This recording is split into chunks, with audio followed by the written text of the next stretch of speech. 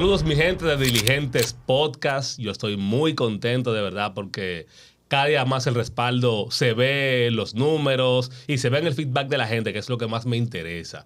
La verdad es que la idea de este podcast es que ustedes se enriquezcan de cada contenido que colguemos en esta plataforma. Y hoy es un día que lo considero muy especial porque vamos a hablar de un negocio, de un emprendimiento que me ha sorprendido porque aparentemente es el único que hay en República Dominicana y cuidado si en Latinoamérica completo. Vamos a darle la bienvenida a un invitado especial, Federico Rijo, que está con nosotros en esta mañana. Gracias Manuel. Gracias por estar aquí. Gracias. Yo te había comentado recientemente en una llamada que te hice Sí. que aunque tú no lo sepas, realmente el trabajo que tú haces, tu forma, tu carácter, tiene un impacto positivo en mucha gente. Posiblemente no te lo diga, pero cierto. es así. No, gracias por Así ese que te agradezco feedback. por la invitación. No, gracias a usted por concederme este tiempo que yo de su apretada agenda. Yo sé que no es fácil. Federico, vamos a entrar en materia de una vez. Dale. ¿De dónde viene Federico? O sea, gente, vamos a hablar de un emprendimiento que tiene que ver con telefonía para que ustedes se vayan poniendo en contexto, pero vamos a contar la historia desde el principio. Cuénteme de usted, Federico. ¿De dónde viene? ¿Dónde nació? ¿Aquí? ¿Fuera de la ciudad? Cuénteme. Yo nací en Sánchez Luperón. ¿Es un barrio caliente en ese momento? Bueno, en el 1967. Ok. Y recuerdo que, bueno, recuerdo, sino que sé que ahí duramos como un año viviendo y luego entonces pasé, digamos que al regazo de mis abuelos. ¿En Santo Domingo? Por las situaciones, tú sabes, la situación económica y todo eso. Mi papá durante un tiempo estuvo viviendo en Estados Unidos. Ok. De hecho, la primera imagen que yo recuerdo de él fue en el campo, porque después de eso nos fuimos a vivir al campo. Ok. Ya yo tenía algunos 6 o 7 años. Y la primera imagen que yo recuerdo de él fue en ese momento. Cuando él vino de Estados Unidos. Cuando él vino a Estados Unidos y nos fue a buscar. O sea, vamos a decir a recogernos, tú sabes. ¿El campo era dónde? En La Chorrera, en Mao. Mao Valverde, 12 kilómetros hacia adentro. Ok. Un campo realmente. O sea, cero electricidad. El único dispositivo electrónico que había era el radio del abuelo. Un radito de pila que se veía en AM. Yo sé que muchos de los que están escuchando no saben ni idea de lo que es eso, pero yo te diría durante los primeros 13, 14 años de mi vida, nosotros fuimos moviéndonos de muchos lugares. Nosotros vivimos en el ensanche Quisqueya, en Los Minas, en 3 sitios diferentes, en la Charles de Gaulle, en 3 o 4 sitios diferentes, allá en Mao y en La Chorrera también. Eso fue en un periodo de 13 años. Wow. Y yo he escuchado de mucha gente que eso es algo que puede eventualmente afectar al niño, pero en mi caso particular yo siento que me ayudó. ¿Por qué? El hecho de yo estar en escuelas distintas, tener que, digamos, relacionarme con personas distintas, porque estuve en colegios muy buenos, como por ejemplo el Colegio Quisqueya, pero también estuve en escuela pública. Entonces, esa relación yo creo que me permitió crecer, o sea, enriquecer mi forma de ver la vida. De hecho, la sensación que yo tengo es que esos años de la niñez, la mayor parte del tiempo yo la pasé con mis abuelos. No fue así. Ok. Yo estuve más que nada en vacaciones, porque mi abuela, particularmente mi abuela paterna, ella me veía a mí como, no sé, como su joya preciosa. O sea, yo era su preferido. Su nieto preferido. Mi nieto preferido. Que no se entere los demás primos, ¿verdad? No, tranquilo, eso es archiconocido. Ok. Y de hecho, no es que ellos eran millonarios, pero realmente eran personas muy bien posicionadas. Y yo tuve toda la oportunidad de ser un parásito, si se puede decir. Un vago. Porque a mí todo me lo daban. Interesante. Y de hecho yo tenía privilegios sobre los primos y hermanos que estaban conmigo. Entonces, lo que sí agradezco a mis abuelos y sobre todo a mi abuela es la disciplina. El hecho de que ella estaba constantemente arriba de mí, camine derecho, haga esto, o sea, y nosotros, que es algo que para mí me ha quedado marcado, nosotros durante la semana, de lunes a viernes, había que fajarse. O sea, eso no era como sucede normalmente ahora. Había que fregar, suapear, mover tarros, limpiar hojas, etcétera, tú sabes. Y en la casa, aparte de los quehaceres, ¿los abuelos tenían algún tipo de siembra, producción ganadera? Sí, de hecho en la 27 había el patio, o sea, la casa era de 1 ¿En la kilómetro 27? cuadrado. 27 de febrero. En esa época era todavía rural. No, la avenida, Ah, tú ok, sabes, ya ya la estaba. avenida estaba, claro, no como ahora, era de un Ok. carril prácticamente de un lado y del otro, pero el patio era de hecho más grande que la casa. Ok. Y era 1 kilómetro cuadrado, o sea, Wow. ahí había de todo. Guanábana, plátano, cereza. Pero ahí vivíamos con los abuelos. Sí, con los abuelos paternos. Ah, paternos, ok. Que como te decía, por el hecho del momento en que sucedió y por la manera en que se dio la relación, la sensación que me queda a mí es como que yo pasé la mayor parte del tiempo ahí. No es así. Ok, ok, O sea, ok. yo estuve como yendo y viniendo. ¿Tú Ok. sabes? Y esos abuelos que le ponían a hacer oficio eran los abuelos paternos. Paternos, sí. No los de Mao.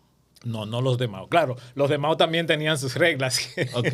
¿Y dónde trabajó más? O sea, ¿dónde tuvo que fajarse a labrar En la los tierra, a ordeñar, no sé? No a labrar Ok. y no a ordeñar, sino donde me fajé más fue con los abuelos paternos. Paternos en Santo Domingo. Exacto. Con los abuelos maternos, que fue el tiempo en que viví en La Chorrera o que vivimos en La Chorrera,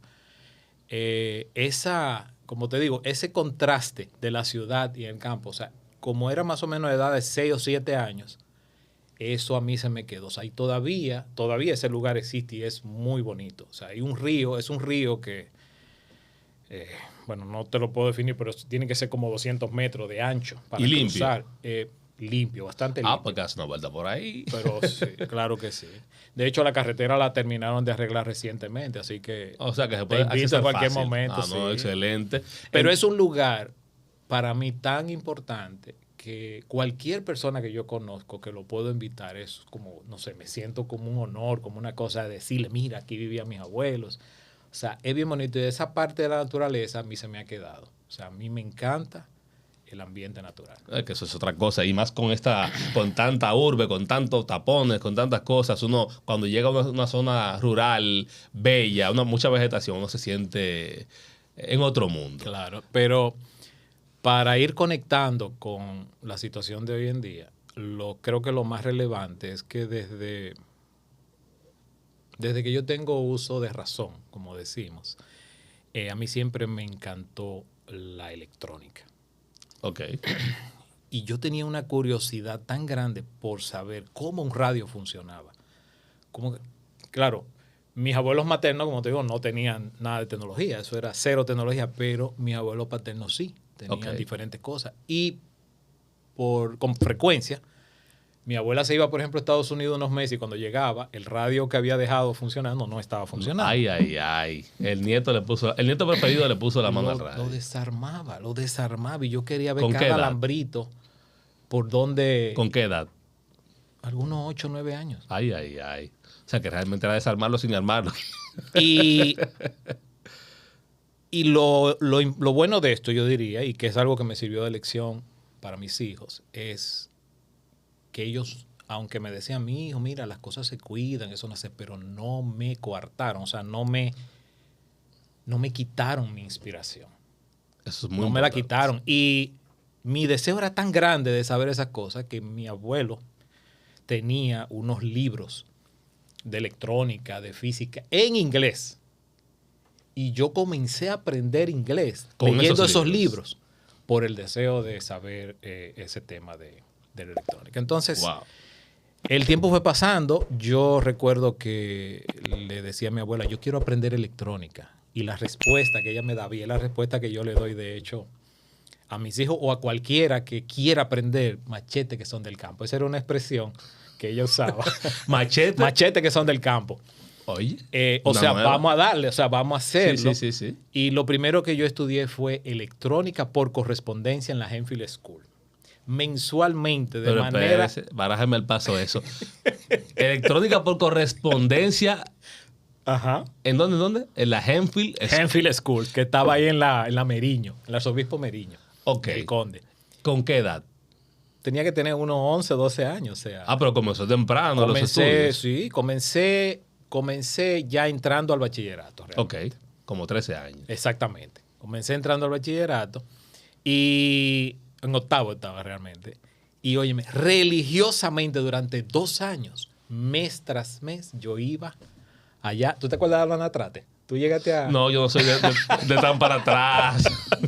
Bueno, yo iba en mi Onatrate a buscar mi set de libros y de vez en cuando, cada cierto tiempo, te entregaban unas herramientas, Ok. un tester, una cosa. O sea, eso era una fiebre. ¿Y qué significa en ese momento, qué significaba en ese momento estudiar por correspondencia? Que llegaban los materiales que usted debía estudiar y las prácticas asignadas para ese periodo de tiempo, para ese mes, y usted tenía que Y un hacerlo examen. y mandarlo. Y un examen, no, era un examen que Ok. se hacía. No recuerdo, porque todo esto, ¿sabes? Nada era online como hoy en día. Exacto. Creo que era ya mismo directamente que tenía que ir a hacer el examen Ok, para demostrar. Y lógicamente en el mismo material habían unos exámenes previos. ok. Pero era self-study. O sea, algo que me ha gustado, que yo he podido hacer es autoaprendizaje. Excelente. De hecho, el negocio de lo que vivo hoy en día fue aprendido directamente por mí mismo. No fue que fue a una universidad a estudiar. No.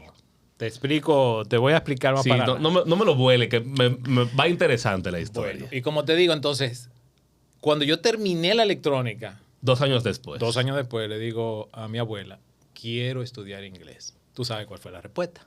Machete. Machete, que son del campo. Nosotros vivíamos en la 27 de febrero, ahí en el Sánchez Quisqueya, y fui a PEC, a la Universidad PEC. Que estaba también ahí en el Millón. O No, a PEC aquí de en la Máximo Gómez, Máximo Gómez con 27. Y yo me iba caminando. Desde el ensanche Quisqueya. Desde la Filló. de Filló, esa esquina de la de Filló, hasta la Máximo Gómez. Y volvía caminando. ¿Cuántos días a la semana? 5 días a la semana. ¿Todos los días? Sí, todos los días. Wow. Era inglés todos los días.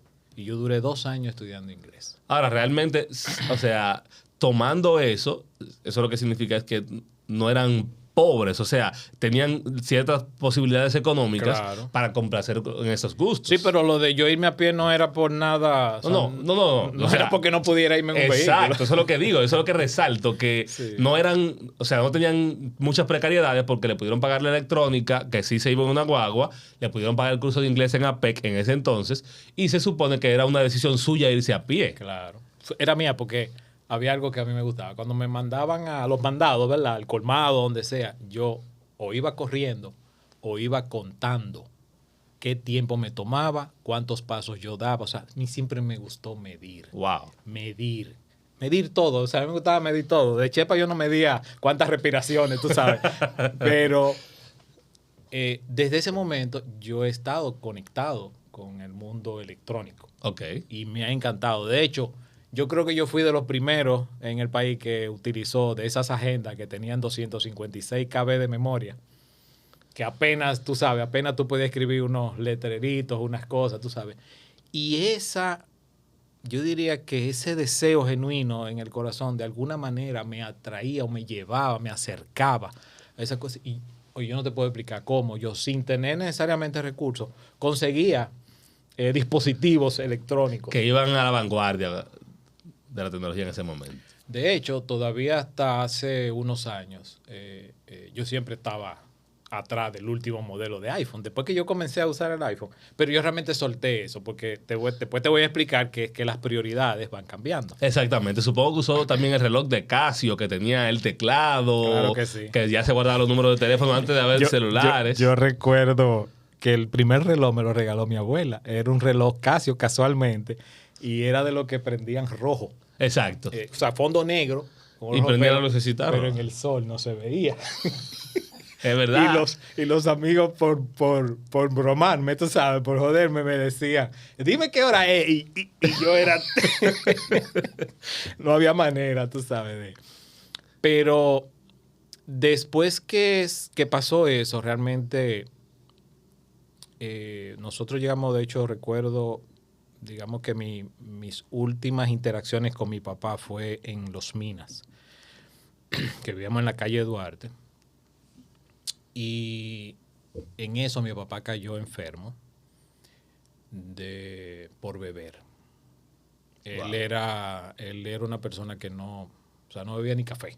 Ok. Así es como yo lo recuerdo al principio y ese fue el ejemplo recibido. Pero de un momento a otro comenzó a beber y a juntarse con unos amigos. Yo recuerdo que él se sacó en el 70 y pico la lotería, 25,000 pesos. Cuando un Datsun 120i nuevo costaba 3,000 pesos. O sea, Y él se sacó 125 no, 25,000 pesos. O sea, ponte a calcular. Entonces, yo no tengo, tú sabes, los datos específicos, pero creo que por ahí, a partir de ahí fue que comenzó como que la cosa a descontrolarse un poco. El tema es que yo diría que en un periodo de 5 años él murió de cirrosis hepática. Wow. Y yo creo que yo tenía 16 años cuando eso. Ok. Mi mamá 35, él tenía 41. O sea, Eran jóvenes. súper, súper joven. Y un año después, como mis abuelos paternos fueron los que realmente, en principio, metían la mano económicamente, tú sabes. Un año después murieron los dos. Los dos. El abuelo y la abuela. Primero la abuela porque ella le dio cáncer. Wow. Y, o sea, en el momento en que digamos que se descubrió y tuvo la oportunidad de ser atendida con tiempo, ella no quiso. O sea, la iban a operar y dijo que no, se negó. Entonces, terminó muriendo de cáncer y el abuelo mío como con una semana de diferencia. Dios mío. Con ella. Entonces, yo había comenzado a estudiar ingeniería electrónica en la Ucamaima. Respaldado por ellos. Claro. O sea, económicamente no había forma de que yo lo hiciera de otra manera. Y con la intención no, o sea, la idea era ir a Santiago. Okay. Y te digo la idea es porque apenas me inscribí. O sea, nunca. En ese momento era Ucamaima, no Pucamaima. Exacto. Okay. En Santiago. Okay. Porque había que hacer como un ciclo inicial allá y luego ya podíamos seguir acá. Pero yo apenas me inscribí, realmente yo no llegué a ir. Porque mi deseo era ingeniería electrónica. O sea, tú sabes, yo como que tuve claro en cuál era, vamos a decir, cuál era mi llamado, tú sabes, okay, de la vida. Entonces, murieron. Recuerdo el abuelo específicamente me dejó un dinero para que yo lo utilizara, pero ahí se armó un conflicto en ese momento de la muerte porque habían 2 tías que inmediatamente vinieron a reclamar su parte. Sus cosas. Y recuerdo que como yo era, tú sabes, muy respetuoso y cosas, me dieron, mira, tú tienes que tener un dinero. Y yo le dije que sí, que lo tenía y yo se los di. O sea, ya eso se cayó. Exactamente. No había recursos ya para seguir la universidad. Pero como yo siempre tuve buenas notas, pues yo pude conseguir un crédito educativo en Fundapec. Y con eso yo comencé a estudiar ingeniería electrónica en APEC. Ahí mismo, en la misma Máximo Gómez. En la misma Máximo Gómez. Comencé a estudiar ingeniería electrónica. De hecho, recuerdo mi matrícula, 861601. O sea, que yo comencé en 1986. Comencé a estudiar mi electrónica y después que terminé, ya yo había comenzado a trabajar en Codetel. Mi primer trabajo fue una fábrica de ventanas. Okay. Ese trabajo duró 1 año y pico. De hecho, en el Hotel Naco. ¿Eso fue, comenzando a estudiar o antes de empezar la universidad? Estaba en la universidad. En la universidad, exactamente. En el Hotel Naco, esas ventanas, todas esas ventanas que estaban puestas ahí, yo no sé si, supongo que la habrán cambiado, las montamos nosotros. Entonces, pero el trabajo terminó, o sea, me salí de ese trabajo y duré como 6 meses sin trabajar. Y apliqué en Codetel. ¿Vivía con su mamá? No, ya yo me había casado. ¿Tan temprano? Sí, yo me casé a los 21 años, creo, 22 años, algo así. Wow. Recuerdo que los amigos siempre me decían, mira, que tú estás muy joven, que tú tienes... Pero yo no le hacía caso. O sea, yo tenía un convencimiento, tú sabes, tan fuerte. De hecho, quien me ayudó a conseguir el trabajo en Codetel fue un tío de mi esposa. Ok.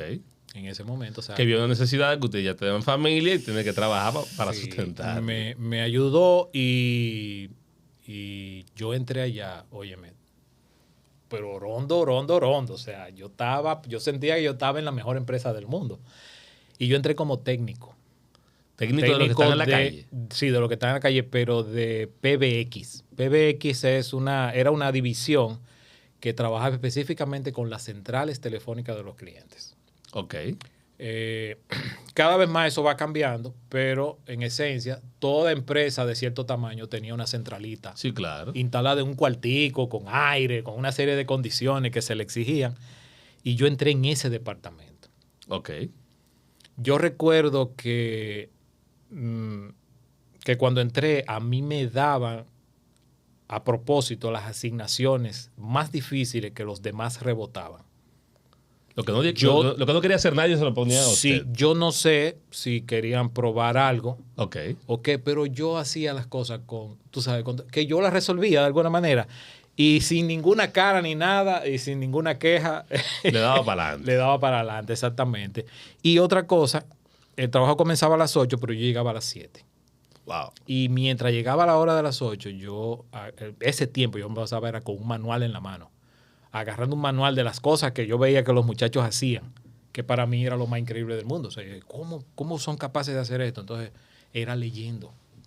¿En inglés o en español? En español. Ok.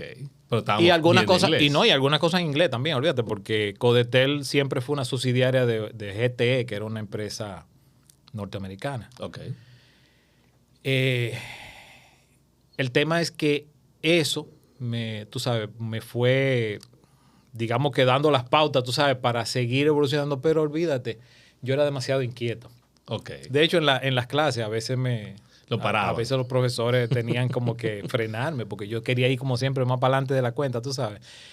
Pero cuando nosotros íbamos a tomar cursos, porque en Codetel existió una universidad dentro de Codetel. Para que tenga una idea, habían 25 instructores de tiempo completo dando clases dentro de Codetel. Dando clases permanentemente durante el año.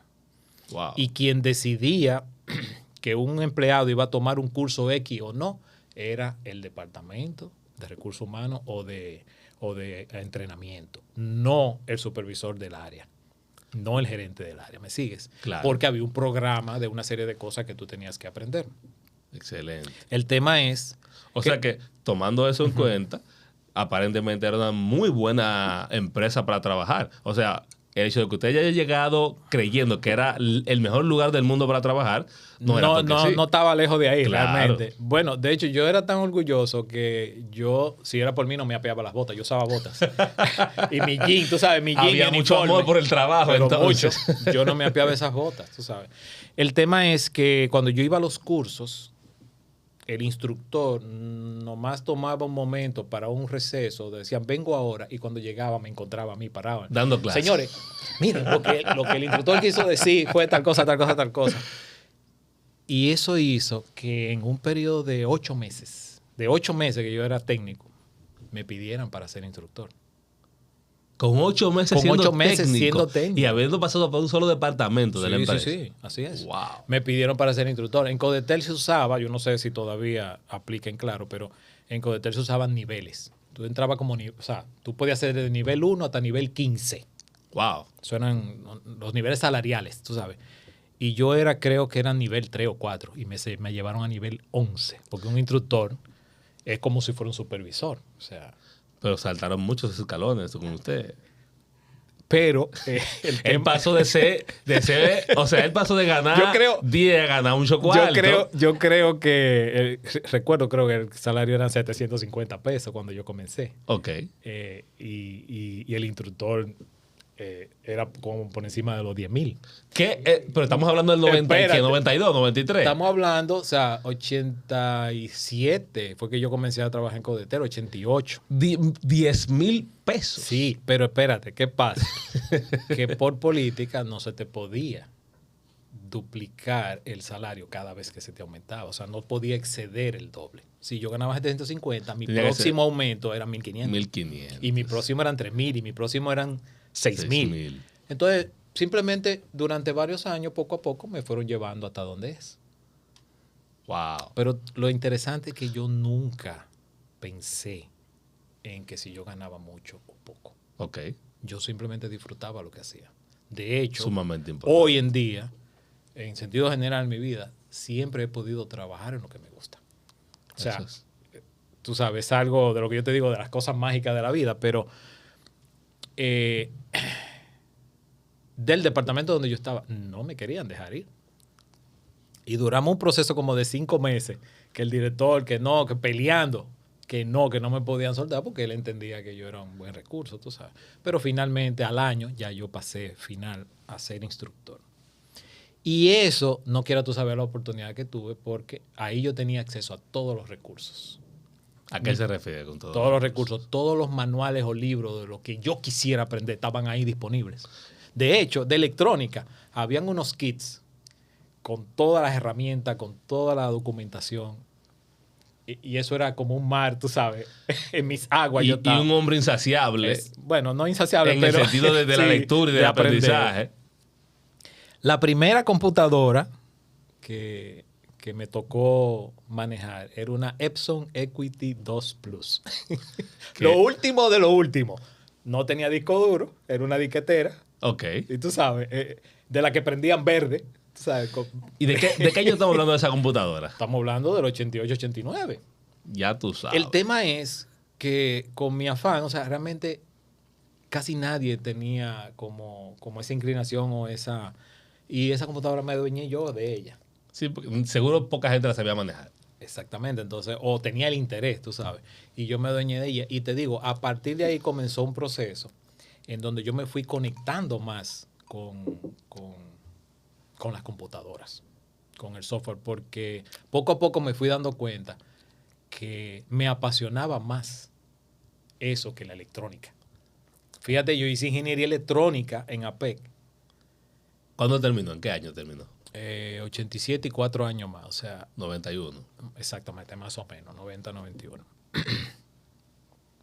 Pero cuando yo terminé la electrónica, que yo fui a un taller a hacer una pasantía, ¿verdad? Tú sabes, un ejercicio para ver cómo era el negocio. Yo vi un desorden tan grande que me chocó y me desencanté. Y como ya yo estaba en codetería, yo tenía acceso a la computadora, comencé a enamorarme de la tecnología. De la computadora, porque la electrónica es tecnología, pero comencé a enamorarme de la computadora y comencé a aprender a programar. Ahí había un compañero mío, un amigo, Emmanuel Cabrera, realmente, que fue el primero que me enseñó. Y yo... A programar. Perdón el término, pero yo lo jodía mucho realmente. Cabrera, tal cosa, ¿cómo se hace esto? ¿Y cómo se hace aquello? ¿Y cómo se... O sea, con él y libros, o sea, comencé el proceso de aprendizaje. Y de hecho, llegué, más o menos sí, en los 90 y pico, llegué a desarrollar una primera aplicación en Clipper. Que es un lenguaje, tú sabes, que es más como del sistema operativo 2, DOS, okay, que son las pantallas donde tú defines coordenadas, o sea, puras rayitas y punticos, tú sabes, en Clipper.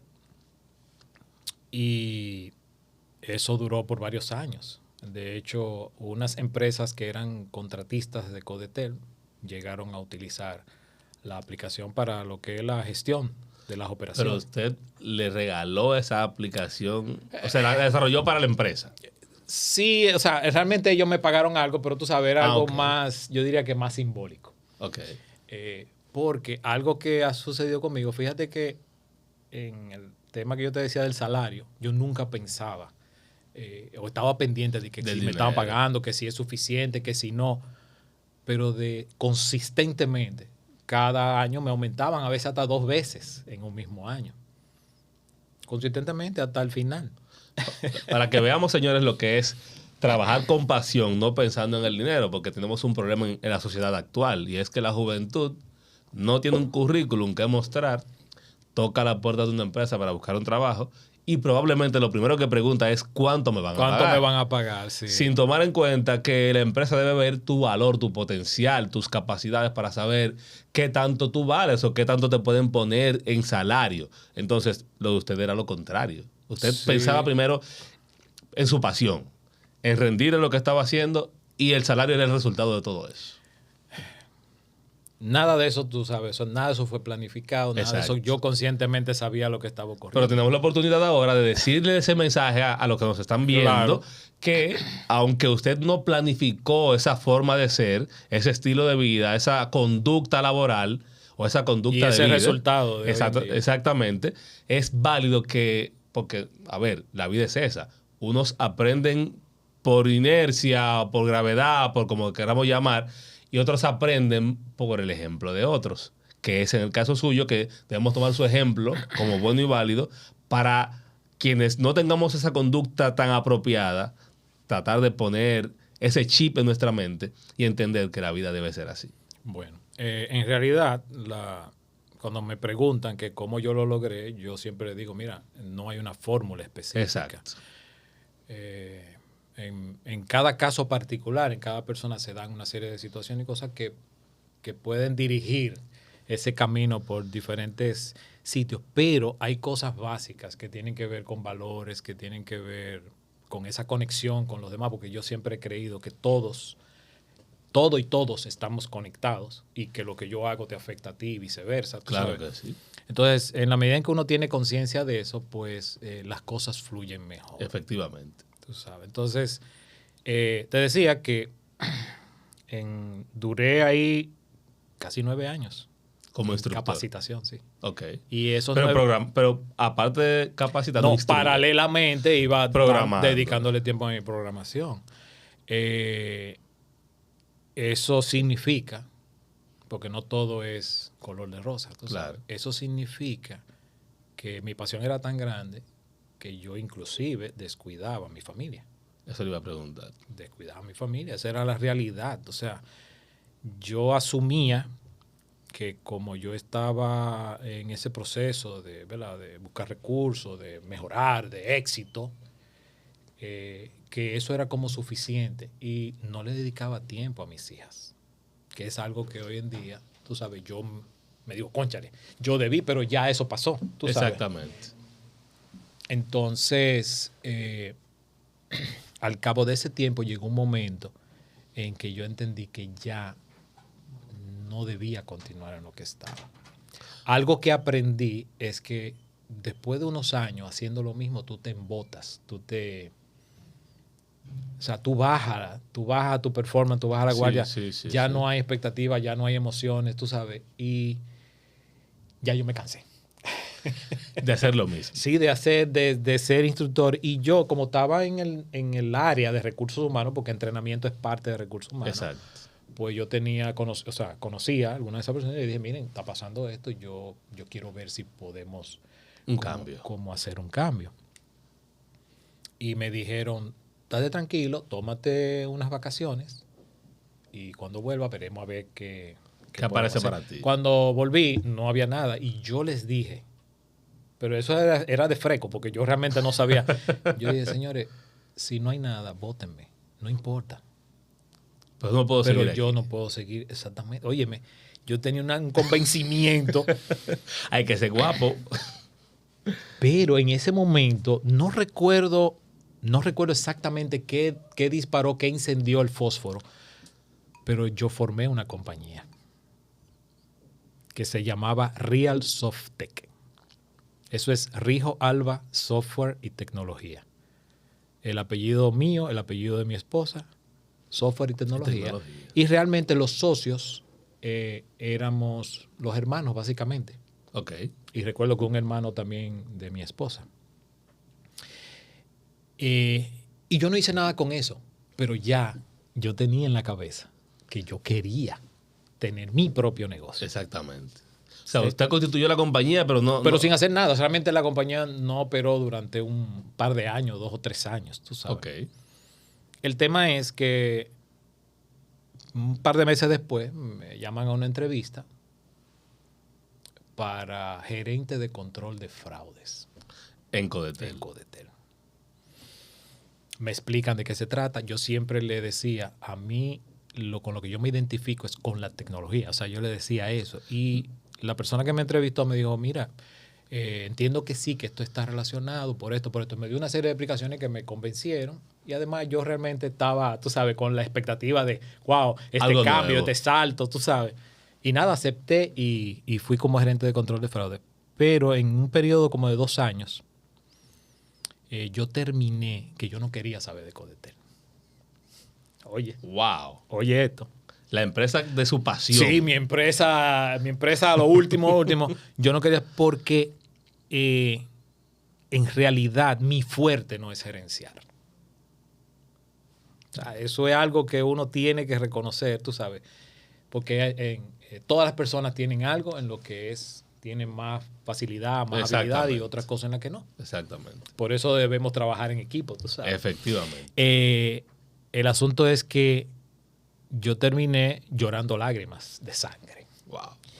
Y una noche de esa que yo estaba, tú sabes, bien estresado, bien cansado, yo le escribí al director de seguridad y le dije, mire, un listín grandísimo. Discúlpeme. ¿Y cuánta gente manejaba usted como gerente de ese departamento? Debieron ser algunas 40 personas. Entiendo. Eran 2 grupos, o sea, 2 supervisores. Uno tenía que ver propiamente con la parte de evitar los fraudes, que eran, tú no te imaginas la cantidad de situaciones que se daban con los celulares, los clones y esas cosas. Eso se disminuyó por los cambios de tecnología que Estamos se hicieron hablando del posterior. 99. Estamos hablando de 98, sí, por ahí. 97, 98, que fue cuando comencé. Pues yo salí en el 2000 de Codetel. Ok. Te digo eso ahora. Entonces, el tema es que le escribo al director y le digo, mire, se está dando esto, y le explico todo. O sea, yo casi siempre he tratado de ser bien transparente. Y le dije, busque a alguien que me reemplace y yo le enseño lo que sea que haya que enseñarle. Y yo creo que fue la primera vez que se dio que durante 3 meses habíamos 2 gerentes en el mismo departamento. Y durante esos 3 meses yo estuve transmitiendo, o sea, pasando conocimiento y nos dividíamos las tareas y cosas hasta que ya finalmente salí.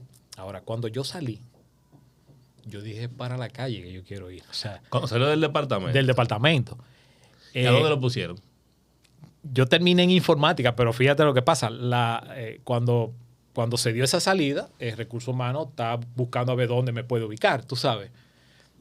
Y me entrevista a la vicepresidente de Tecnología de Información, Isabel Morillo. Ok. Y me acuerdo que yo le dije a ella, en el único lugar que yo me quedo en Codetel es en informática. Si no, no. O sea, eso es usted la que sabe.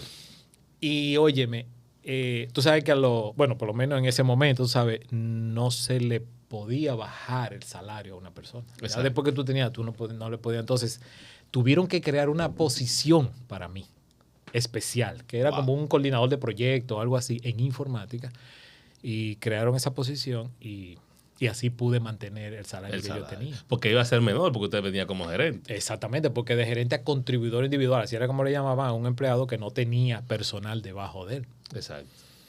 Y nada, entré ahí a manejar proyectos y fue chévere, bien bonito y cosas. Pero olvídate, cuando pasaron 6 o 7 meses, yo le dije al jefe mío. Ya estaba monótono para usted. Es que desde un principio yo quería salir. Entonces yo le dije al jefe mío, mire, a ver, busque la manera, pero yo me quiero ir. Ya ahí la empresa que había formado hacía 2 o 3 años, la quería utilizar. Ok. Y al final se dio. O sea, en ese momento estaban despidiendo grupos grandes de personas y a mí me pudieron incluir en un grupo de esos. Ok. Y a mí me dieron todas mis prestaciones. Fueron casi $1,000,000. Wow. En el 2000. Ajá, en el 2000. Cuando eso fue que Hipólito ganó. Exacto. No es por nada, ¿verdad? Pero resulta que se disparó la tasa del dólar, tú sabes, a un nivel muy exagerado. Y el negocio que yo abrí fue el de computadoras. Se usaba mucho ensamblar computadoras, servicios de reparación, mantenimiento. Eso fue el negocio que yo abrí. Fíjate que yo me desconecté de las telecomunicaciones. De lo que durante 13 años yo aprendí totalmente de un día para otro. Por la manera en que se dieron una serie de situaciones, tú sabes. Entonces, yo comencé en ese negocio y recuerdo que con un socio, que ese también es una lección de vida, yo tuve un socio que yo tenía la expectativa de que él se encargara de la parte de negocio y yo de la parte técnica. Ok. Y aparentemente él tenía la expectativa de que yo me encargara de todo y al recibir los beneficios. O sea, él era un inversionista. Sí. Y resulta, nosotros fuimos inclusive los dos a un viaje a Miami. evaluamos empresas suplidoras y al final de cuentas hicimos una compra de CPU, de memoria, de todos los componentes que se usan para ensamblar computadoras, para importarlos. Ok. Y pusimos una oficina, secretaria, salón de conferencias, o sea, hicimos una serie de cosas porque veníamos con el formato de Codetel, esa formalidad, esa, tú sabes, y hoy yo me di cuenta que eso no era necesario. Que pudo haber comenzado Entonces, un poquito más humilde. ahí comenzó un entrenamiento que costó caro. Porque, por ejemplo, cuando llegó la importación de las cosas, se robaron los discos duros Wow. y los procesadores. Y 6 meses después, estaba asegurado, pero 6 meses después, 6 meses después, la compañía de seguro que tenía eso quebró. Y 6 meses después fue que logramos hacer un acuerdo y nos dieron la mitad del dinero. Wow. Entonces, fíjate que el negocio en sí comenzó Muy mal, Comenzó claro. mal. Al final de 2 años y pico, yo terminé debiendo 600,000 pesos. Personalmente. Sale con 1 millón en el bolsillo, monta una corporación con salón de conferencias Bueno. y demás. Y al cabo de ¿cuánto tiempo? De 2 años y medio. Algo así. Debía el 60% de lo que... Yo debía 600,000 Wow. pesos personal. Yo parte de ese dinero, yo diría que 200,000 o algo así, yo lo utilicé para unas operaciones que se hizo la hija mía, la mayor, Ok. que fue en Estados Unidos. O sea, yo utilicé parte, pero la mayor parte, por lo menos 800,000, fueron en Para el negociar. negocio. Y en ese momento que yo estaba, o sea, que yo sentía como que estaba tocando fondo, me acuerdo que Víctor Justo, que era el director del área donde yo estaba en Codetel, En la última área. exacto, la última que yo estuve, él me dijo, pero Río, tú tienes las puertas abiertas aquí, tú puedes venir a trabajar. Y yo le dije, mire, yo se lo agradezco mucho, pero realmente esa es mi última opción. Porque aún en ese momento yo sentía que esa pasión que yo tenía, ese proyecto que había iniciado, yo quería hacerlo. Ok. El tema es que al pasar esos 2 años y pico, se cerró todo. O sea, tú sabes, con dolor de mi alma, se tuvo que cerrar la compañía. Me encontré con uno de los compañeros míos de educación, o sea, que era instructor junto conmigo. Y él me dijo, Río, pero tú duraste 13 años en Codetel aprendiendo de centrales. ¿Por qué tú no desarrollas, y a ti te gustan los software, ¿por qué tú no desarrollas una aplicación que sea un call accounting? Así era como le llamaban, que eso era un software carísimo, que se vendía muy caro. ¿Por qué tú no haces eso? Y en ese momento esa idea fue lo que me hizo considerar la posibilidad de comenzar a desarrollar lo que hoy se llama Hextor. Wow. Estamos hablando del 2003. Ok. Otro compañero que no era de entrenamiento, sino de cuando estábamos en PBX, cuando yo comencé, Sí. Hilario Castillo, creo que el apellido Castillo, él me consiguió un trabajo de, vamos a llamarle así, de auditoría, de evaluación en Seguros Universal. ¿De evaluación de qué? De evaluación de las facturas, de toda la facturación para entender, para ver la oportunidad que podían tener de ahorrar. O sea, de los servicios de Universal. De los servicios de telefonía. Exacto. Que, por ejemplo, en este caso, Claro, en este momento Claro, porque prácticamente Claro era el todo, tenían ellos contratado con Claro. Y yo hice ese trabajo y ese trabajo dio un resultado muy bueno. O sea, usted lo contrataron para analizar el gasto evaluar telefónico de empresa. Evaluar el gasto y el resultado fue muy favorable porque ellos estaban muy enfocados en buscar maneras de ahorrar. Eficientizar los Maneras de recursos. ahorrar. Luis Carlos López era como un gerente de proyecto enfocado en eso, que posteriormente lo hicieron vicepresidente de finanzas de allá de Universal. Y yo, estábamos haciendo el trabajo, porque yo siempre me era muy afable, me llevaba bien con la gente, o sea, me encontraba siempre con gente muy bonitas. Y yo me puse a decir de fresco, no, porque yo puedo diseñar una herramienta que permita controlar, en ese momento, las llamadas a celular y larga distancia. Eso era un Era dineral. lo que disparaban Era la un factura. dineral. Claro. Hoy en día eso ha cambiado, pero entonces eso le llegó a los oídos del señor López. Y él me llamó un día a su oficina. Y me dijo, me dijeron que tú puedes ayudarnos con esto y esto y esto. Y yo le dije, sí. Yo necesito una propuesta, me dijo. Hextor se creó la propuesta en ese momento. En papel, no existía. Usted le hizo un diagrama ahí. No, en la y mano. hice mi diagramita, unas descripciones. De hecho, el nombre que originalmente yo le puse al producto fue GOT. G-O-T. Gestión optimizada de telecomunicaciones. Ese Ok. fue el nombre. Pero un día alguien me dijo, ¿cómo? God, o sea, como en inglés, Dios. Y yo como que eso no sé por qué, pero no me gustó. Y yo le busqué otro nombre. Ahí fue que salió Hextor, Ok. que es gestión experimentada de telecomunicaciones orientada a resultados. Ok. El tema, todavía en ese momento era God, tú sabes, pero después yo lo cambié. El tema es que yo preparo mi propuesta en un foldercito de eso. ¿Tú te acuerdas de la cosita plástica que se le Sí, ponía? exacto. Muy bonito. Y voy a otra reunión con él y se lo llevo y él lo mira, ve la descripción y todo y él me dice, ¿cuándo arrancamos? Ay. Ya va a pasar de papel a... Algo que a mí me caracterizó durante el tiempo que estuve en Codetel es que no habían nos para, usted puede hacer tal cosa, tú puedes hacer esto. Sí, siempre sí. Y aunque en el momento yo no supiera cómo, yo averiguaba. Claro. Tú ves. El tema es que yo le dije en ese momento, mire, señor López, este software no está diseñado. Yo tengo pruebas de concepto, de cosas muy aisladas, pero vamos a hacer lo siguiente. Yo lo voy a diseñar en 3 meses. Si usted ve los resultados que prometimos, que hemos hablado, usted me paga. Si no, no pasó nada. Y él aceptó. Entonces, fíjate. Pero, a ver, discúlpeme. ¿Qué acordaron económicamente? ¿Una propuesta suya? Sí. Ok. Realmente eran 35 mil pesos. No era mucha cosa. Era algo, yo diría que más simbólico, tú sabes. Ok.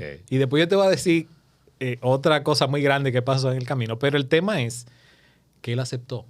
Entonces, yo no sé si esa seguridad, si esa pasión, si es algo en mi lenguaje corporal le decía a él que sí.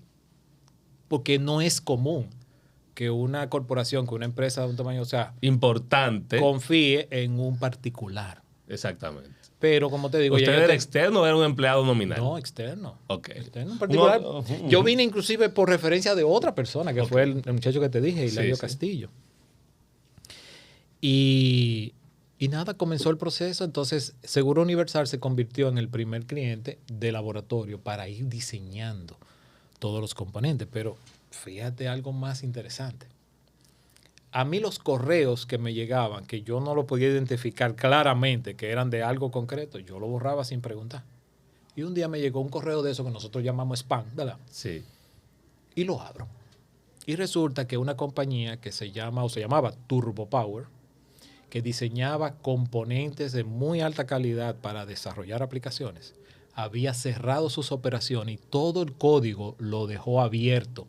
O sea, en código abierto para que el que lo quisiera utilizar, lo utilizara. Bingo. Adivina. Yo descargué todos esos componentes y comencé de cero a aprender cómo se usaban. Ahí estaban componentes para hacer comunicación con la central, comunicación TCP/IP, que es como lo que se usa en Internet, y también comunicación directa por puertos seriales. La parte de seguridad de la aplicación, los componentes de seguridad salieron de ahí. El cifrado, o sea, una serie de cosas que me facilitaron enormemente la vida.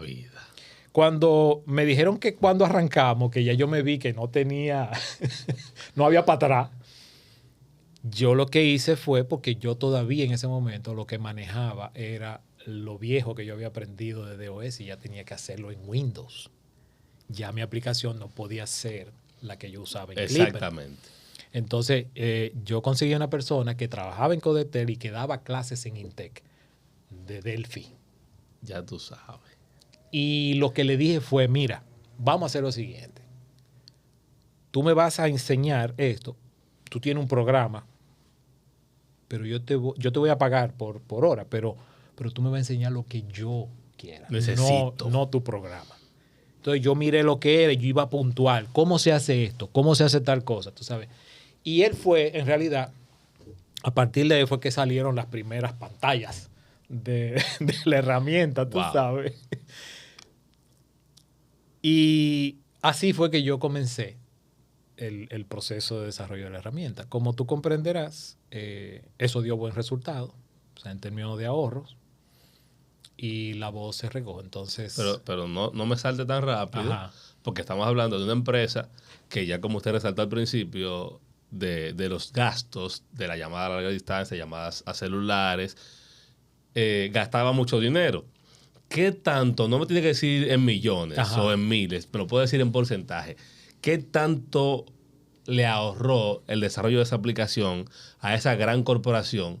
en ese momento, cerca del 40%. El 40%. O sea, que si era $1 millón de pesos gastaban, eran son 400,000 $400,000 pesos de ahorro. Y a usted le pagaron 35. Sí. Eso fue así. Pero todavía. Sí, pero tuvo la oportunidad de empezar en un lugar donde sí iba a haber un resultado, porque si comenzaba una empresa que gastaba 1,000 pesos en teléfono y le ahorró 400 pesos, tal vez no era nada, pero una empresa importante con una central telefónica bien grande, con el uso constante del teléfono, se vio. Sí. Como tú entenderás, recuerda que cuando yo cierro Compumega, era que se llamaba la computadora. Compumega, la empresa de computadoras. Cuando yo cierro Compumega, que tengo toda esta deuda, mi día a día durante los próximos 8 años o más fueron de cobradores atrás de mí.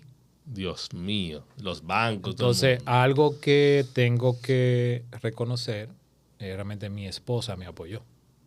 O sea, ¿Su esposa trabajaba? Sí, ella ¿Qué trabajaba su esposa? En contabilidad. Su esposa es contadora de profesión. Sí. En realidad yo estoy divorciado de ella ahora. Ok. Por circunstancias que no vienen al caso, pero ella me apoyó. Y eso fue algo, tú sabes, muy importante en ese momento, porque yo todavía no quería dejar mi sueño. Exacto. Cuando teníamos la oficina con todas esas cosas que tuvimos que dejar, ese tema de la renta, ella misma fue que me dijo, ven, coge parte de la sala, ponle una división y ahí tú haces tu oficinita. Y ahí fue que, tú sabes, pude continuar eso hasta que ya finalmente no se hizo más nada. Pero fíjate que si eso no se da, probablemente yo hubiera terminado otra vez como empleado. Como empleado. Y esos son detalles que marcan, o sea, que definen el rumbo de la vida. Si tú tienes una esposa que lo que hace es que te reclama, óyeme, pero tú estabas bien donde tú estabas trabajando y ganando muchísimo dinero y estábamos estables, no sé cuánto. Y ahora tú vienes, gastamos el dinero. Sí. Debes mucho dinero y tú quieres seguir relajando. Exactamente. Porque lo que se ve como un relajo, o sea, es así. Pero realmente fue algo importante. Y aunque en algún momento ella, tú sabes, apretaba, por ejemplo, me cuestionaba, me decía, pero ya tú tienes tantos años, ya después que comenzó la otra parte, tú sabes, tú tienes tantos años y como que no hay un resultado, ¿tú no crees que ya es momento de tú buscar otra cosa? Pero era un reclamo inteligente, porque no es lo mismo que te pelee, mira, pero tú... No, claro, y era muy sutil, o sea, ella sabía apretar y soltar. Exacto. Sí, o sea, que en ese sentido yo se lo agradezco, de verdad. Entonces, el tema es que comienzo con esa primera parte y ese cliente Seguro Universal, no sé si el mismo Luis Carlos López o alguien más, le habla a la gente del Popular. De lo que del Banco Popular. Del Banco Popular, de lo que está pasando. El Banco Popular, porque es que te digo, todas las cosas se van como... Alineando. Y eso es algo que yo quisiera resaltar. Bueno, el tema es que le comentan a ejecutivo del Banco Popular de la herramienta. Y entonces nosotros nos acercamos allá porque resulta que el banco tenía una persona del mismo empleado del banco que había diseñado una herramienta para el controlar esas cosas. Pero él ya no era empleado del banco, sino de una filial. Ok. De una filial. Y no tenía tiempo y realmente se complicaba el tema del mantenimiento de las cosas. Y entonces ahí nosotros tuvimos la oportunidad de entrar. De entrar, correcto, con la parte de control de llamadas. Y ahí fue donde se vio la necesidad de que se pudiera controlar la factura. Porque, ¿qué pasa? Hasta ese momento nosotros, Gestor, era nada más el control de las llamadas. Era la conexión con la central, alertas, tú sabes, reconocer que Se está haciendo una llamada de larga distancia, correcto, que si el que tú tiempo. te estabas excediendo, etcétera. Exactamente. Entonces, y te digo que Gestor, donde se ha implementado, es un 50% que se baja el consumo. Wow. ¿Tú ves? Ahora, cuando entramos, que vemos la necesidad de las facturas, entonces comenzamos a incorporar el tema del manejo de facturas. Y del mismo Turbo Power que yo te había mencionado, había un componente para leer los archivos PDF. ¿Sabes que las facturas se generan en formato PDF? Sí, exactamente. El Banco Popular, por ejemplo, recibía entre 40 y 50 mil páginas de factura. De factura. Un montón de cajas, un polvillo que había que usar mascarilla para poderlo manejar.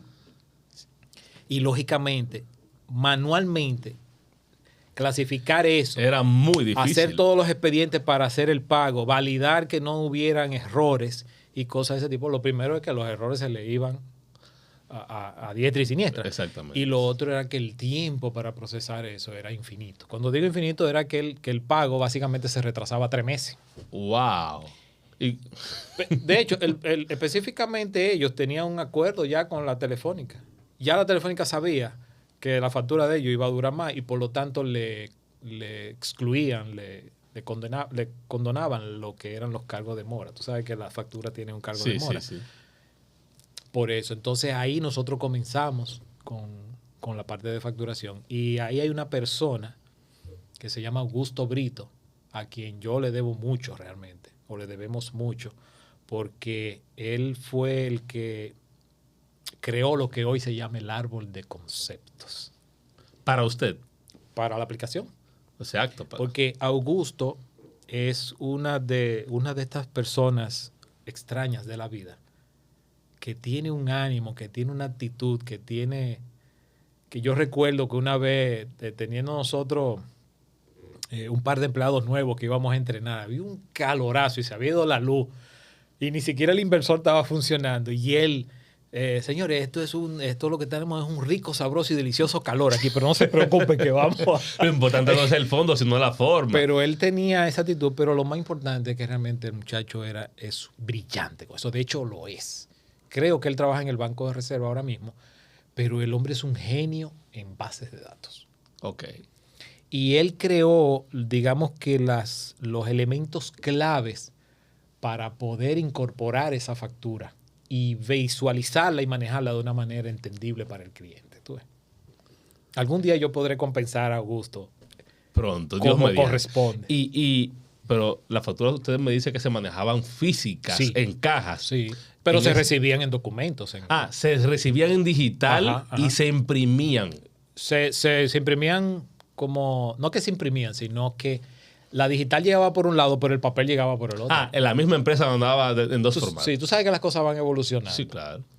Anteriormente, desde el punto de vista de política, de controles, se exigía siempre el documento físico original Ok. de factura. Entonces, eso se conservó así data no hace mucho, Eso es verdad. que se cambió a totalmente digital. Y tú sabes que la DGI, por ejemplo, ahora mismo ya está incorporando y se han hecho varios pilotos lo que es factura electrónica fiscal y no requiere que tú tengas un papel propiamente, tú ves. Pero en ese momento ese papel tenía que estar ahí, independientemente de que también llegara en digital. En digital, exacto. Entonces, Gestor lo que en esencia hizo, además de controlar las llamadas, es que las facturas las leía o las lee y las convierte en un formato único que tú sabes que cada telefónica tiene su propio formato. Claro. Entonces, lo convierte todo en un solo formato y lo conecta con la estructura de la empresa. ¿A qué me refiero? Que si tú tienes una línea telefónica, Gestor tiene la información de saber que esa línea está instalada en la sucursal de La Vega y que se usa para un fax y que se trata de una tecnología de voz, por ejemplo. Entonces, ya con esos parámetros, además que el departamento que carga con los gastos de esa línea es tal. ¿Tú ves? Entonces, con esa información más la factura que llega, Entonces ya gestor tiene una forma de tú poder evaluar tu factura como tú quieras. Lo primero es... Sorprendente, Federico. Bueno, realmente... Lo que me está diciendo es sorprendente para mí y debe serlo para el resto de la gente que nos está viendo. Porque no sé si, o sea, como yo dije al principio del episodio, es una empresa única en el mercado dominicano. Realmente lo es. Y yo no sé qué tantas empresas similares haya en el continente americano. En Latinoamérica. Yo sé que hay empresas, pero la manera en la que nosotros conjugamos gestor no existe. En el mundo. Que yo sepa, correcto. La forma en la que lo conjugamos, tú ves. Porque ¿cuál era la filosofía detrás de gestor en esos inicios? Era un tema de control. Fíjate que esto viene de más para atrás cuando yo era gerente de control de fraudes. Porque todo tiene su valor. Claro. Cuando yo era gerente de control de fraude, yo tuve la oportunidad de estar en contacto con los dolores de cabeza de los clientes. Ahí fue que yo aprendí la cantidad de situaciones que se daban. Porque yo manejaba el departamento de fraude, pero también el departamento de reclamaciones. Y todos reportaban fraude, los individuales y los corporativos. Sí, pero el problema, o sea, lo que gestor atacó en la parte de facturación no era la parte de fraude, era la parte del control interno de las llamadas. Del tema de que habían errores en la factura, de que habían situaciones, no errores propiamente de que el suplidor cobraba algo mal, sino de que, por ejemplo, yo tenía una línea facturándola que no la estaba usando. O una línea que tenía un plan de 10 minutos, pero yo nada más usaba 2 minutos.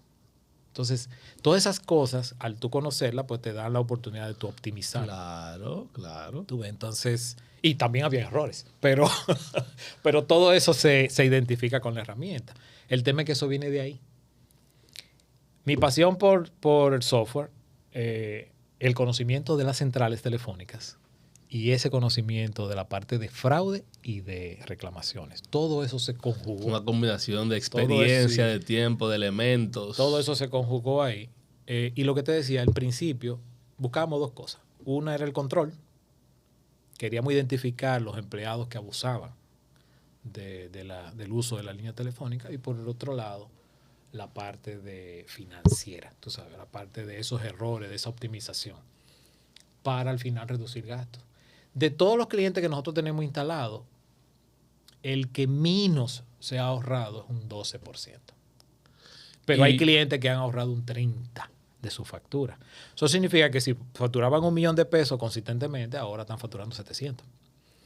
Y con lo que se ahorran, casi todos los clientes han pagado lo que cuesta la herramienta en 6 meses. ¿Me sigues? Wow, claro. Nosotros hicimos un esquema de escalas por niveles, o sea, nivel A, B, C, en donde tú eres un cliente que lo que tiene son 25 extensiones, o sea, una empresa pequeñita, pues tú pagas menos. Exacto. Tú eres un cliente súper grande, pues tú pagas más. Y así que sentimos que era más justo para cada quien, no un precio único para todos. Pero usted me lo está comentando y me lo está dejando un poquito humilde. Ajá. O sea, lo digo así porque comenzamos con una corporación y pasamos a otra corporación y fue donde la empresa entonces se destaca. Correcto. ¿Cómo se llama la empresa hoy día? Telor. ¿Qué significa Telor? Telecomunicaciones orientadas a resultados. Okay. Recuerda, bueno, a lo mejor no lo conecté bien, pero nosotros arrancamos con CompuMega, que era de computadoras, pero después formé Real Softec, que era Rijo Alba Software y Tecnología. Y esa empresa duró hasta, yo diría que hasta el 2008 por ahí. Y entonces ahí fue que nosotros decidimos ponerle, o sea, cambiarla a un nombre que sea más cónsono con el objetivo que nosotros teníamos. Okay. Algo que aprendí cuando estábamos en CompuMega es que la nómina, o sea, los gastos fijos, eso hay que tener mucho respeto, mucho cuidado. Sobre todo la nómina. Entonces, tú sabes, tú tener muchos empleados fijos, tú tienes que tener una seguridad total de que cada uno está haciendo un aporte. Exacto. Determinado. De lo contrario, se te va a pique todo. Entiendo. Entonces, ¿Cuántos clientes aproximadamente tiene Telor hoy día? Unos 35 clientes. Nada más. Sí, solamente 35. Ahora, la mayoría son los más grandes del país. Por ejemplo, todos los bancos son clientes nuestros. Todos. Todas las asociaciones populares, las AFPs, AMBEF, DGI. DGI, sí, la DGI. Grupo Ramos, Colgate. O sea, son... Ahora, también tenemos empresas más pequeñas, pero normalmente se han sido empresas grandes, porque en realidad la mayor oportunidad está mientras más servicios tienes y más pagas, tú sabes, ahí es donde está. Pero nosotros precisamente ahora nos encontramos en una fase revolucionaria de Gextor, que lo estamos llevando para que esté en la nube. Gextor se llama así la herramienta. La herramienta, y la correcto. Empresa se llama Telor. Telor, correcto. Se parecen, tú sabes. La empresa que opera a Gextor se llama Telor. Telor, correcto. Y nosotros ahora lo estamos llevando a la nube con la intención de ofrecerlo como un servicio para esos clientes más pequeños que no tienen una infraestructura o un personal para hacer la gestión que tienen que hacer con la herramienta, pues lo puedan hacer a través de nosotros y nosotros le ofrezcamos todo. ¿Tú ves? Y esas empresas que son multinacional no han tenido la necesidad de que su herramienta funcione en otra latitud. Tú dices, por ejemplo, fuera del país. Colgate, sí, mencionó Colgate. Sí, mira, nosotros hicimos una prueba en Puerto Rico, pero tú sabes que para tú poder hacer esto en otro país, necesitamos dos cosas. Una es tener una presencia local allá. Y tú sabes, eso no se nos ha hecho tan fácil. Y lo número dos es que nosotros tenemos que ajustar la herramienta a la cultura del país, porque nosotros la herramienta, o sea, Gextor, es muy...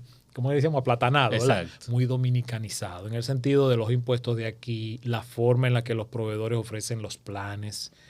Todo eso hay que ajustarlo a cada país. Entonces, como hasta hace poco, Gextor era solamente el formato cliente-servidor. Cliente-servidor es que yo tengo una aplicación que yo la instalo en mi computadora y entonces esa aplicación se conecta, por ejemplo, con la base de datos o con los recursos que necesite. Pero cuando es web, ya tú te liberas de ese cliente y tú puedes trabajar en una Macintosh, en Unix, o sea, en Linux, perdón, o en una PC con Windows o con cualquier sistema operativo siempre y cuando tenga un navegador. Exacto. Entonces, esa es la parte en la que nosotros estamos ahora para precisamente, por un lado, poder ofrecer el servicio a empresas más pequeñas y por el otro lado, internacionalizarnos. Ha perdido... De hecho, tenemos planes muy concretos de, por ejemplo, en Estados Unidos, México, Paraguay, Colombia, son de los países que inicialmente entendemos que van a poder disfrutar de Gextor. ¿Ha perdido Telor clientes? Sí. ¿Por qué? Hay un tema que tiene que ver con, digamos, con tú reconocer cuál es la importancia de la herramienta y de lo que estás logrando. Entonces, a nosotros nos pasó con un cliente que tenían una persona, o sea, cuando nosotros lo instalamos, que era quien lo manejaba y esa persona renunció o salió de la empresa. Y el que llegó, nadie le dijo nada, de hecho. Y cuando llegó el momento de hacer la renovación, le dijo, yo no sé para qué es eso, o sea, no lo vamos a renovar. Nosotros aprendimos de eso y otras situaciones que no basta con nosotros simplemente vender o entrenar y dejar operando una herramienta. Nosotros debemos siempre permanecer cerca del cliente. Y nosotros implementamos algo que le llamamos revisión de la práctica. Que es que cada cierto tiempo contactamos al cliente y ya sea vía telefónica, o sea, virtual o presencial, evaluamos cómo están haciendo las cosas. Y les emitimos un informe para decirle, miren, encontramos esta oportunidad, esto no se está actualizando, tal cosa. ¿Y volvió ese cliente después que ustedes implementaron eso? No, todavía no. De hecho, nosotros insistimos al principio, pero ya después no volvimos a insistir, pero perfectamente pudiéramos hacerlo ahora con la versión web, sí lo vamos a hacer. Que puede ser más económico para el cliente y que puede darle un resultado. Claro, más práctico, porque en verdad hay, por ejemplo, cuando se está cargando la factura, hay un paso que requiere que tú tengas como cierto conocimiento del contenido de la factura para tú saber dónde ubicar los conceptos. Yo diría que esa es la parte más engorrosa para cualquier usuario. Y hay usuarios que se ponen a administrar herramientas que no necesariamente son de tecnología, tú ves. Exacto. Y tienen que hacerlo. Entonces, esas son de las cosas que estamos como corrigiendo, se puede decir, o mejorando para que sea mucho más fácil. De hecho, incluyéndole inteligencia artificial. Le estamos incorporando inteligencia artificial, de manera que cosas que el mismo suplidor, por la naturaleza de sus sistemas, la complejidad de sus sistemas, la manera en que llega la información, se le facilita y se le ponga, ¿verdad?, súper chévere al cliente. Exacto. ¿Y en qué momento, ya después de haber conseguido esos 2 primeros grandes clientes, empezó la claridad de cómo facturar, cómo ganar? Porque empezamos con una pasión. ¿En qué momento empezó eso de salir a camino económicamente con un producto tan interesante? Yo me estaba olvidando, pero qué buena pregunta que hiciste. Sí, porque nos quedamos en que era esposa, le estaba diciendo que, ¿y entonces? Sí. Años en esto y nada. Yo diría que para el 2006, más o menos, yo conocí a quien hoy yo llamo mi hermano Pluma Blanca.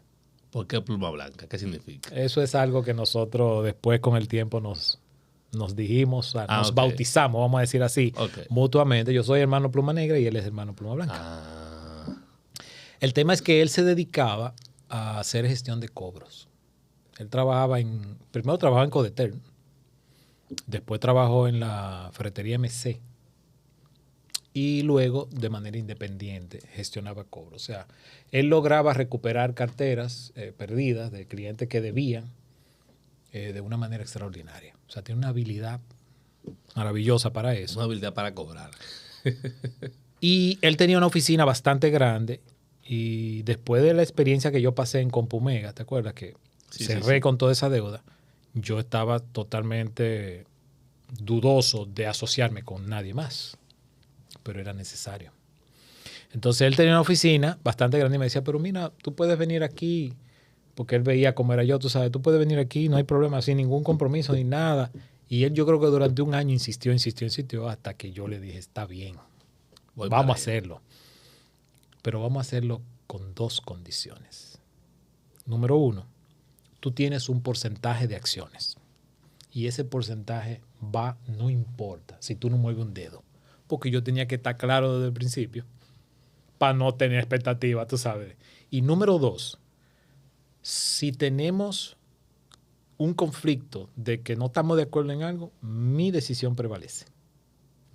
Nada más fueron esas 2 reglas. O sea, si estamos debatiendo algo, lo que yo diga va a ser la palabra final. La palabra final. O sea, si no nos podemos poner de acuerdo con algo, lo que yo diga prevalece. Y ese caballero ha respetado de una manera extraordinaria eso y viceversa. Entonces nosotros nos convertimos, más que en socios, realmente fueron unos amigos extraordinarios. Y él es quien se ha encargado de toda la parte de negociación. De tarificar de manera correcta. Porque el hombre es bueno en eso. Fíjate cómo yo cuando estaba en Codetel no pensaba en lo que ganaba. Así mismo se extrapola para el negocio. Entonces, soy el tipo de persona que a mí lo que me vende o lo que me satisface es vete feliz. No los recursos. No los recursos, pero tú sabes que no se vive así. Exacto. O sea, lamentablemente, tú sabes, esa es la realidad. Entonces, si José no estuviera, probablemente yo estuviera haciendo lo que estoy haciendo, pero por la comida, por lo básico.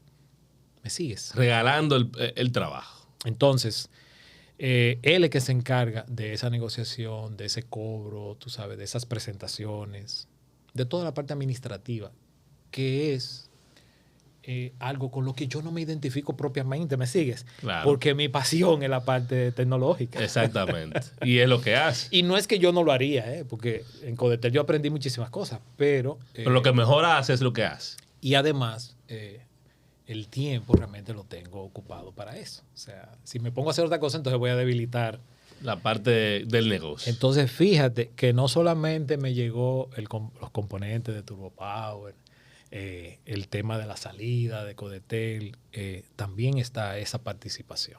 Tú ves. El apoyo de mi esposa en ese momento.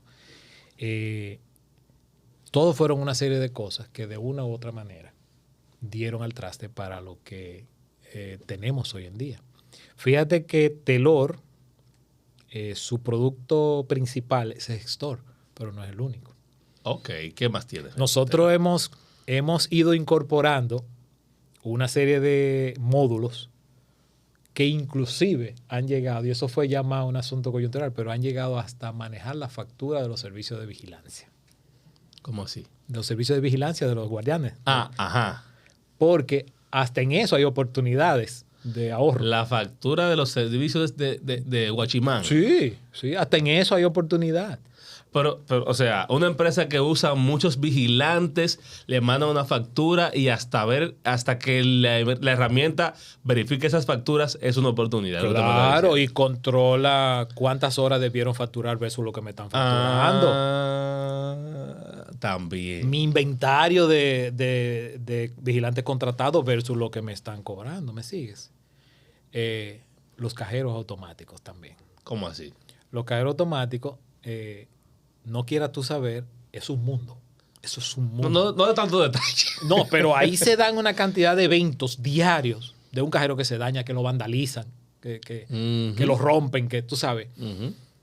Y todo eso hay una dinámica que hay que estarlo atendiendo porque los cajeros no pueden estar sin servicio. Eso significa un problema para el banco. Claro. Una mala imagen, tú sabes, un cliente incómodo. Entonces eso hay que resolverlo de una vez, pero hay que hacerlo con control. Porque si no, también se dan oportunidades. Sí, porque, bueno, para que no demos mucho detalle, y lo que yo puedo entender así rápidamente es que si se vandalizó el cajero, no se sabe cuánto le dejaron al cajero y cuánto se llevaron. Si había 5 millones de pesos en el cajero. No, esa parte no la manejamos. Okay. Tiene que ver más con el mantenimiento en sí, con que el cajero esté operativo. ¿Qué se necesita para que esté funcionando correctamente? Okay. Y ahí hay un dinero muy grande también. ¿Tú ves? Okay. Otra cosa que nosotros estamos incorporando es el tema de las impresiones. Control de las impresiones. Para tú saber que, ¿verdad?, que Manuel imprimió tantas páginas a color en tal impresora. Y poder llevar ese control y poder optimizar el uso que tú le estás dando a la impresora. Que ahí hay un dinero también. Entonces, al final nosotros estamos volcando nuestro negocio en sí. Es para ayudar a las empresas a optimizar el gasto de manera concreta el dinero y también a nivel de procesos. El gasto y el manejo, la gestión que se tiene que hacer con eso. El área de finanzas, al final de cuentas, va a ser uno de los principales beneficiados. Claro, claro. Pero la empresa en general, tú sabes, la empresa en general. Tal vez para usted fue el consejo de un amigo que conocía su background que lo llevó a desarrollar esta herramienta del día de hoy, pero no a todos se nos da de esa forma. Es correcto. Entonces, ¿qué pudiera usted decirle a esa gente que nos está mirando, que ya emprendió, que quiere emprender, que no va a emprender nunca, o sea, que es un empleado excelente? Yo quiero que usted... Como te dije en algún momento de esta conversación, lo que yo logré o lo que logre cualquiera, no existe una fórmula específica. Pero si yo pudiera identificar elementos muy concretos, lo primero es que tú identifiques aquello para lo cual tú estás llamado a hacer en la vida. Aquello que te apasiona tanto que tú lo harías gratis. Que tú lo harías gratis si fuera necesario. Muy interesante. Porque si tú trabajas, te pudiera enseñar, tengo los vellos engranujados ahora mismo, pero si tú trabajas sobre la base de esa pasión, sintiendo esa convicción en el corazón, de alguna manera las puertas se te abren. De alguna manera que no puedo explicar de manera científica, tú sabes. Y eso aplica para el que emprende, para el que no emprende, para la vida en sentido general. Para la vida en sentido general. Lo otro es que, de hecho, conversaba con alguien recientemente. El carácter, la forma de ser de cada persona es algo que viene de tantos detalles que tienden a infinito. Por ende, tú y yo podemos ser hasta hermanos gemelos, criados por los mismos padres y tener personalidades muy distintas. Claro que sí. Entonces, se vale equivocarse, se vale ser humano, pero lo que yo entiendo que nunca debemos hacer es desearle el mal al prójimo. Algo que en mí, o sea, no ha sido algo que yo me he preparado para eso, me he entrenado para eso, pero algo que en mí ha estado presente casi desde que tengo uso de razón es el agradecimiento por lo que tengo, aún, y por las experiencias que he tenido, aún aquellas que no han sido tan gratas. Exacto, que han sido difíciles. Porque todas tienen una enseñanza. Entonces, yo lo que pienso es que si cuando te levantas en la mañana, te levantas pensando primero en que el solo hecho de tú poder respirar ya es algo para agradecer, eso va a generar una energía que de alguna manera te va a facilitar las cosas. Importante. Fíjate, tú tienes una pasión, tú tienes algo que te motiva mucho, eso genera emociones. Claro. O sea, yo soy un hombre de emociones, tú sabes. Eso genera emociones, pero si tú estás agradecido, si tú ves a tu prójimo, a otra persona, no por debajo de ti, ni por encima. O sea, para mí nadie es mejor que nadie. Tú tienes cualidades que yo no tengo y viceversa, simplemente, pero tú eres otro ser humano. Claro. Entonces, si tú ves a quien sea con precisamente eso, otro ser humano semejante a ti, entonces las cosas son muy diferentes. Hay un mandamiento bíblico claro. Amarás a Dios sobre todas las cosas y al prójimo como a ti mismo. Y si tú amas a los demás como te amas a ti, tú nunca lo vas a menospreciar. Yo soy de los que dicen que si los demás están bien, yo también. Mientras mejor tú estés, yo estoy mejor. O sea que si yo no necesito pedirle prestado, usted va a estar bien. Bueno, tú lo calculaste así, pero yo te puedo decir que en mi vida yo he encontrado unas 5 personas, 5 así, como decimos, se cuentan con los dedos de la mano, que yo he tenido que alejarme de ellas, porque siento que no son apropiadas. O sea, tienen un comportamiento, tienen un carácter. 5. Porque es que uno se conecta con la gente acorde a como uno piensa. Así es, 100%. Entonces, eso es algo que también yo puedo decir a todos. O sea, cuida lo que piensas, cuida con quién te juntas. Bueno, dicen por ahí que tú te conviertes en los 5 mejores amigos que tú tienes, o sea, en las 5 personas con las que más tú compartes. Y si ahí no hay nada que buscar, eso es lo que te va a pasar a ti. Entonces uno tiene que tener cuidado con eso, tú sabes, en qué uno pasa el tiempo. Muy cierto. Yo recientemente, las hijas mías me regalaron esta maravilla tecnológica, hablando de tecnología. Esto es una Kindle. Ok. Que es solamente para leer. No es para chatear. No es una tablet, exacto, ni para jugar, ni para chatear, es solamente para leer. Ahí lo que hay son libros. Entonces, a mí me ha cogido recientemente con leer libros. Excelente. Y ahí estoy precisamente leyendo uno que se llama El Código de las Emociones, que trata sobre sanación al tú liberar emociones que tienes atrapadas, que todos tenemos. Tú sabes, entonces, uno tiene que buscar ese tipo de cosas para poder encontrar lo que a uno le hace bien. ¿Con qué se divierte Federico? Me encanta el dominó, Okay. Me encanta el billar. Ok. Pero el billar es un ambiente de mucha bulla. No. Claro, Okay. Normalmente, tanto el dominó como el billar, con quien más lo juego, con mis hermanos. Nosotros somos 6 hermanos. Ok. Que por cierto, mi mamá, tú sabes, ahí, en todo este proceso, porque cuando mi papá murió, tú sabes, ella se encargó de todos nosotros y ya se quedó sola. Ella tenía 35 años, imagínate. Pudo haberse casado. Entonces, gracias a Dios, tú sabes, hemos salido siempre con una que otra diferencia, pero hemos salido muy buenos con ella. Ok. Entonces, nos llevamos bien entre nosotros y con quien más juego es con ellos. A mí me gustan los ambientes familiares. Excelente. Por ejemplo, en mi vida yo creo que yo he ido a una discoteca algunas 7 veces. No me gusta donde fumen, o sea, ese tipo de cosas. Me gusta donde esté más limpio. Excelente. Y por eso te decía lo de la naturaleza, tú sabes. Sí. Entonces, me divierte, por ejemplo, una natación, un río, una playa, un café conversado. Excelente. Que no es lo mismo. Cosas así.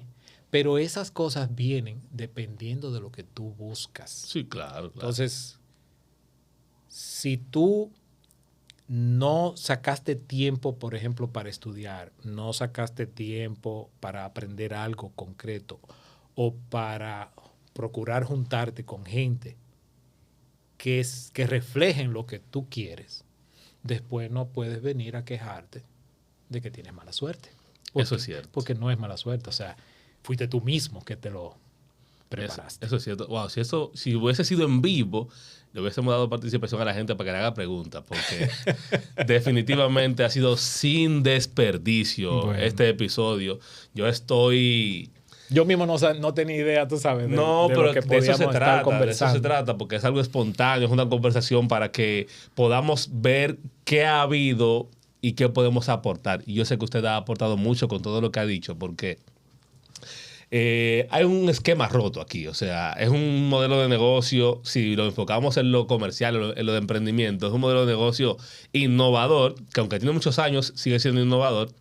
Y es un asunto que la gente desconoce, porque no todos tenemos una central telefónica para instalar un servicio como el suyo y poder cuidar lo que estamos gastando. Yo uso mi celular y uso el teléfono de la casa.